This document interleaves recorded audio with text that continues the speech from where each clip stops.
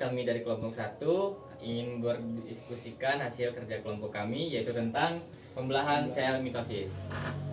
Sebelumnya, perkenalkan, saya Sucitri Aulia. Saya Melsa Haryati. Saya Mamarudul Bukhari. Saya Riki Cinupiansa. Saya Rama Septa. Siklus sel adalah serangkaian peristiwa yang terjadi dalam sel saat sel tumbuh dan membelah. Adapun ciri-ciri pembelahan mitosis, yaitu yang pertama menghasilkan 2 sel anakan yang sifatnya identik dengan induknya. Yang kedua, terjadi di sel-sel tubuh atau sel somatik. Yang ketiga, jumlah kromosom pada sel sama dengan jumlah kromosom induknya. 4. Terjadi sekali pembelahan. 5. Terdiri dari 4 fase. Dan 6. Bertujuan untuk memperbanyak sel atau memperbaiki sel yang rusak. Yang pertama adalah interfase. Interfase merupakan tahap persiapan untuk mitosis. Interfase merupakan fase terpanjang dari siklus sel. Interfase terdiri atas 3 tahap, yaitu yang pertama adalah G1 atau fase GAP1, yang kedua S atau sintesis, yang ketiga G2 atau fase tumbuh kedua. Yang pertama itu adalah GAP1, sel tumbuh dan mengumpulkan bahan penyusun yang diperlukan untuk replikasi DNA.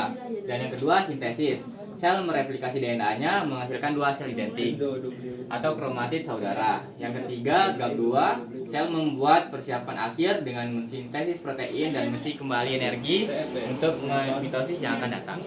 Kedua ada profase. Profase adalah langkah pertama mitosis di mana kromatid sel memadat menjadi kromosom. Nukleus dan sitoplasma mengalami perubahan. Benang-benang kromatid menebal dan memendek membentuk kromosom. Yang ketiga adalah metafase. Metafase adalah tahap kedua dari mitosis saat membran inti sudah tidak ada lagi sehingga kromosom keluar dari inti dan berada di sepanjang bidang ekuator sel. Kromosom yang terdiri dari suatu pasang kromatid berkumpul di bidang ekuator dan menggantung benang spindle membentuk lempeng metafase. Yang keempat ada anafase. Anafase adalah tahap pembelahan sel di mana kromatid berpasangan terpisah dan bergerak menuju kutub sel yang berlawanan. Kromatid terpisah dari sentromer dan membentuk kromosom baru. Kromosom tersebut ditarik oleh benang-benang spindle menuju kutub yang berlawanan. Yang kelima adalah telofase. Kromosom telah sampai di kutubnya masing-masing. Benang-benang spindle mulai menghilang dan membran inti sel juga mulai terbentuk di antara 2 kelompok kromosom yang terpisah. Telofase merupakan tahap akhir dari pembelahan inti. Sekian hasil presentasi kami. Jika ada kesalahan kami mohon maaf.